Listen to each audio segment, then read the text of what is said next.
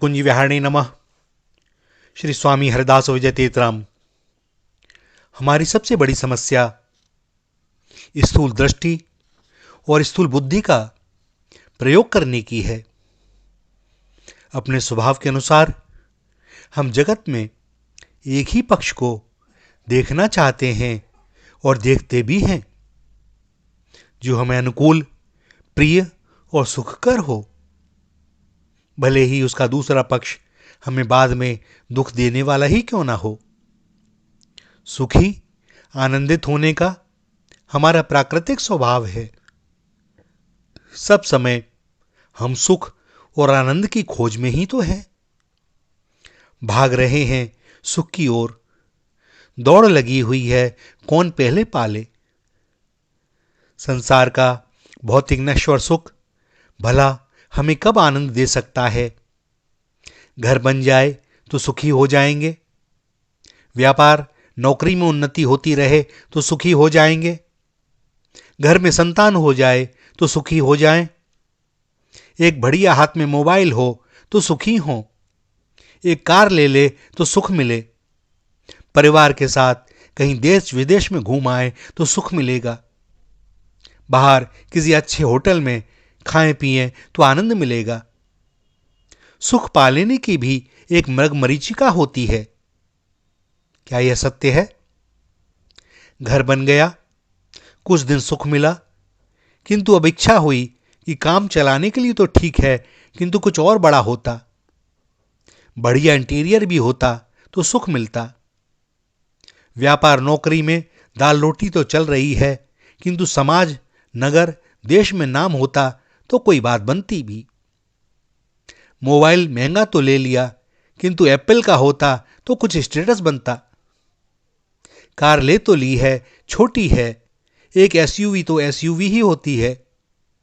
परिवार के साथ आनंद तो तभी आवे जब देश और नगर में घूमें, और जब वहां घूमें तो लगता है कि अब घर चलें, किंतु अगली बार पुनः लगता है कि इस बार उस स्थान पर चलेंगे, तब विशेष आनंद आएगा।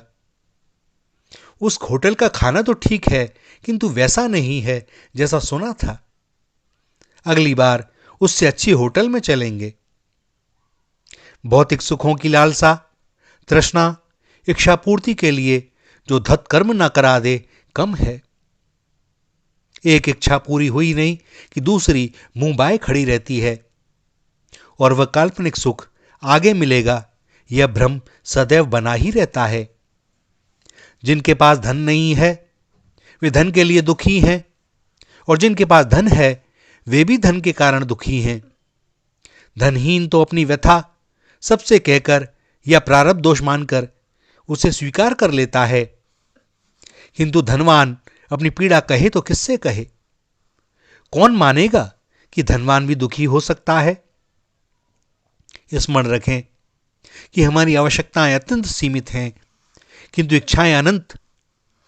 श्री हरि कृपा से कोरोना काल में हम में से बहुतों को इसका भली भांति अनुभव भी हो गया होगा। हमें पति पत्नी से प्रेम है, बच्चों से प्रेम है, उनके बिना तो हम जीवन की कल्पना भी नहीं कर सकते। किंतु क्या यह सत्य है? सब हमारे जन्म के बाद यही मिले, यही बिछुड़ेंगे, कोई आगे कोई पीछे। हम प्रेम को समझ कहां पाते हैं? प्रेम और परमात्मा दोनों पर्यायवाची शब्द हैं। प्रेम जब भी होगा परमात्मा से ही होगा। मृत्यु होने पर जिस देह से प्रेम था वह अब सामने रखी है, किंतु हम कहते हैं कि वे हमें छोड़कर चले गए। इसका अर्थ देह से प्रेम नहीं था, उसके अंदर विराजमान चेतन तत्व से प्रेम था, किंतु यह विदित तब हुआ जब हाथ में कुछ न रहा। अब तो रोना ही होगा और अन्य कोई उपाय नहीं। अंगम गलितम पलितम मुंडम दशन विहीनम जातम तुंडम वृद्धो याति गृहीत्वा दंडम तदपि न मुंच्यत त्याशा पिंडम। वृद्धावस्था में अंग ढीले और निष्क्रिय हो जाते हैं, सिर के बाल पक जाते हैं, मुख दंत विहीन हो जाता है। इस अवस्था को प्राप्त बूढ़ा व्यक्ति लाठी लेकर चलता है, किंतु इस सब के बावजूद भी जीवन की आशा पिंड नहीं छोड़ती।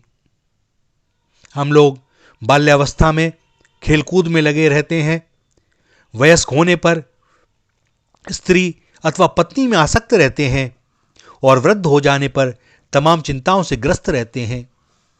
कैसी विडंबना है कि हम भगवान के चिंतन में कभी संलिप्त नहीं होते। भैया, भगवान की कृपा हो जाए और यदि विवेक की प्राप्ति हो जाए तो अब विवेक प्राप्ति के बाद क्या करना चाहिए? एक ही बात, भज गोविंदम भज गोविंदम भज गोविंदम मूढ़मते। श्री राधा श्री राधा श्री राधा।